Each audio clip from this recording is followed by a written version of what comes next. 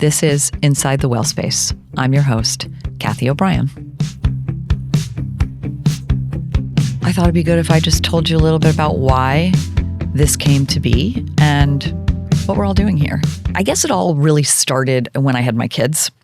I had 2 kids within 18 months, and I was running a company at Estee Lauder. It was a big-time, heavy-duty, full-throttle job, brand called Jo Malone, worked with a brand called La Mer, brand called Tommy Hilfiger. I loved it. It was fantastic. What I realized, when I was doing that was there wasn't a lot helping me. With my daughter, when I had her, I had postpartum and had a hard pregnancy with her, was on bed rest, and then my son, that was okay. But it just was hard. And then all of a sudden my life went from one thing to something else. And I was not only, a mother to 2 young human beings, I was running a company and I was a breadwinner.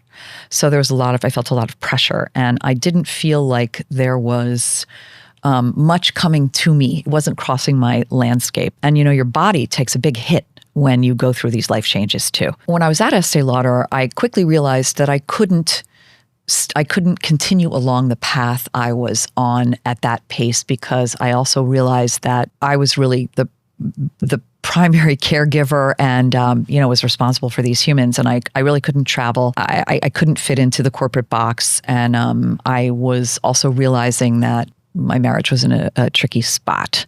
So I had a lot to contend with. I decided the best thing for me to do was to step out of the corporate world, and I founded an agency called AAM Brand Management Group. And AAM actually stands for All About Mom. And what we did was we focused on goods and services that would help women feel good and better about themselves and their lives, and that I would work with brands and service offerings that were helpful. Originally, I thought it would be a lot of, talking and a lot of information giving, but it turned into actually an agency. It became really successful. That was a great thing, and it gave me flexibility, and I was able to be around for my children, but I did have an office in Manhattan, and I had a bunch of people, and we had these great brands, and it was really quite spectacular, actually. I was realizing as things were going along that the marriage thing wasn't going so well. My doctor introduced me at that time to this organization called the One Love Foundation, and it was founded because a young woman called Yardley Love had been horrifically killed by her boyfriend, and it brought to life the reality of abusive relationships, how people just don't know how to talk to it and what actually goes on within it. And that introduced me to the world and the exploration around women and toxicity in relationships. And that's when my life just took an entirely different path. So I was at that time at home a lot because I had gotten divorced. So I was spending a lot of time at home with my children at night, and they were in the time of their lives when they were home studying at night. And so I did too. I found something through a course offering, a certification offering through University of Massachusetts around domestic violence prevention, which is funny because that's a lofty goal, but it was me and a bunch of police officers. And it was kind of hysterical because they would talk about their beats, and I was making makeup. So I'd say I make lipstick. I segued from AAM to building an 81 SKU color cosmetics brand that we sold in Ulta and Macy's and Kohl's and Amazon. It was fantastic. But so anyhow, that's why I was making lipstick.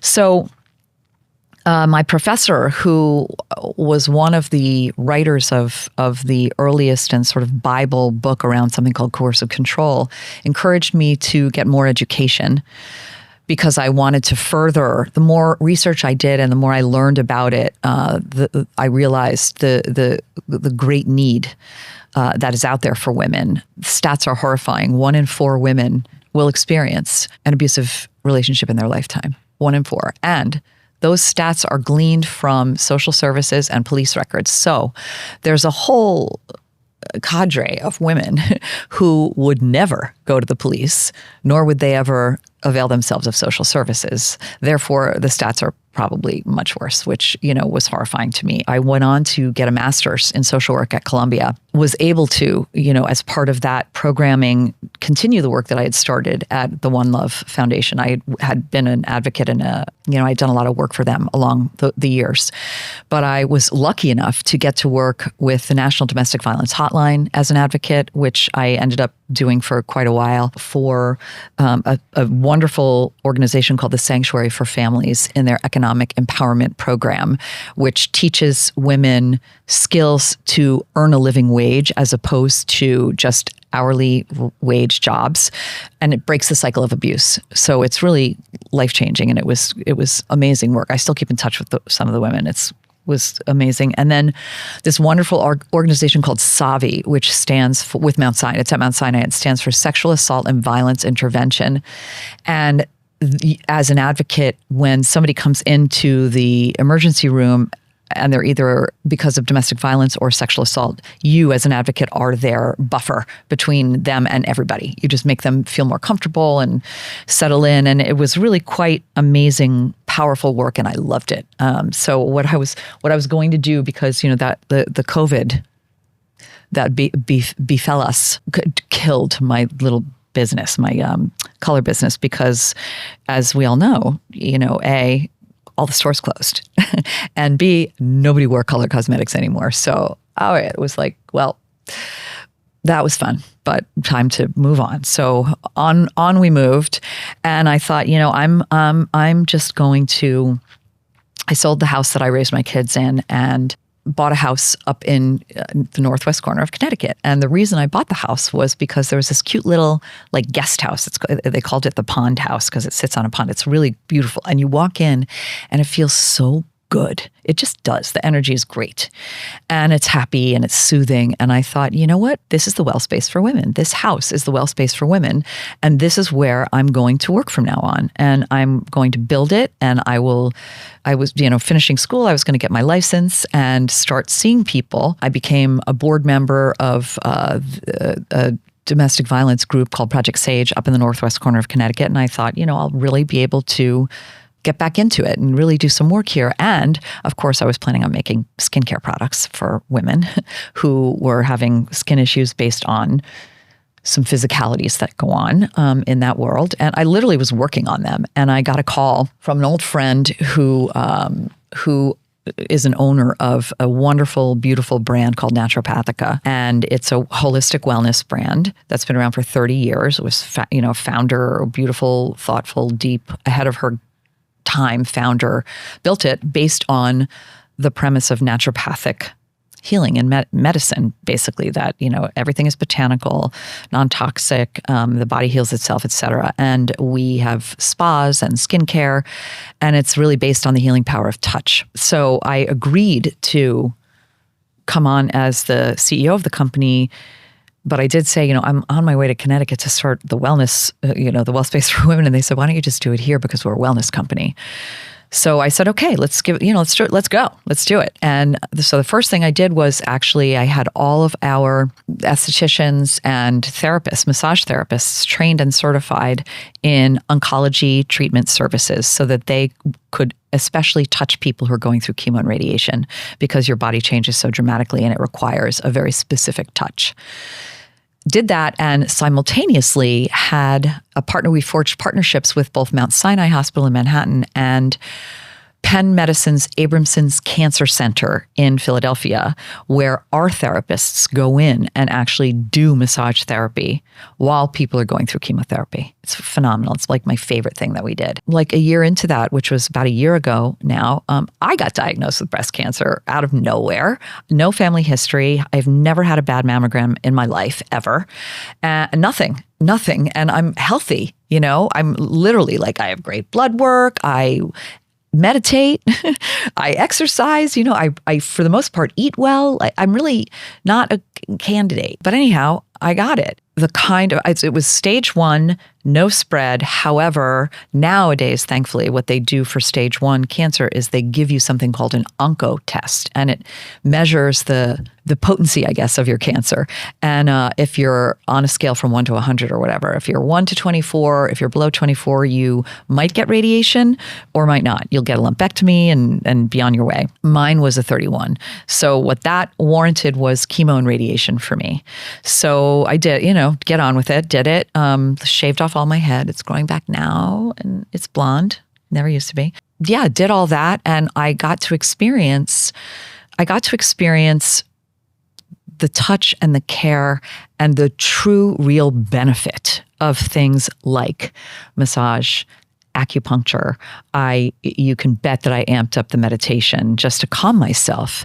And I did just so much research, as you can imagine, around all sorts of energy work and, diseases. And the realization was pretty clear to me. Toxicity has changed, and the cancers are occurring younger and younger these days for a variety of different reasons. There are a lot of things that we can do for ourselves to give ourselves the best chance for success.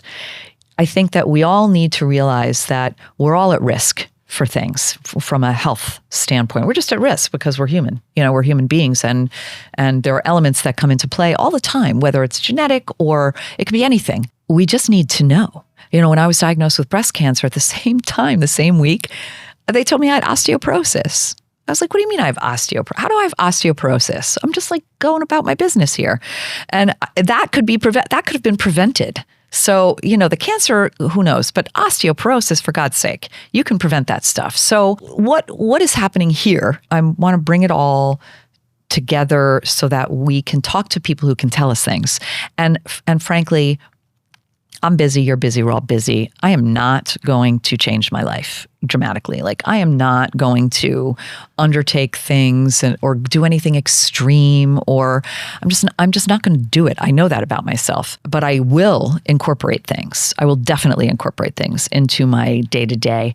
I've incorporated, since all the cancer stuff happened, even before the cancer stuff happened, I incorporated meditation. I now more so incorporate meditation, a longer kind of meditation. I also understand and appreciate the value of community much more because I was so incredibly well taken care of and well loved by my community when I was going through my shenanigans. I mean, really, it was so beautiful. And that too is powerful to learn about how important deep, meaningful connectivity is. It's been positive. I got to be honest with you. I feel much more deeply connected to my people. I feel very clear and discerning about how and where I spend my time. Absolutely. I have zero problems saying no to things, and just knowing and understanding what's real for me and what's not. It really helps just clear it all out. So this is what we're doing here. The Wellspace is a real place. It exists, and it's beautiful, and it's relaxing, and it's heavenly. And if you ever want to come, please do. This space here is for dialogue and for key learnings for all of us. So I would absolutely appreciate information and feedback from you. If there are things you want to hear about, let me know. You can DM me. You can email me. We'll put all that information up just so you have it. We're going to get on with learning about how to better take care of ourselves. A realization that I also had, I read a lot. I love to read. I read a book called It's All in Her Head by a doctor called Elizabeth Coleman, all about the medical world and studies on the body and how literally nothing was done on the female body. Nothing. All the information that we have in our coterie about women's health was done on male bodies. So I don't know. They've got all sorts of different hormones than we do. Not sure it's going to apply. It doesn't apply.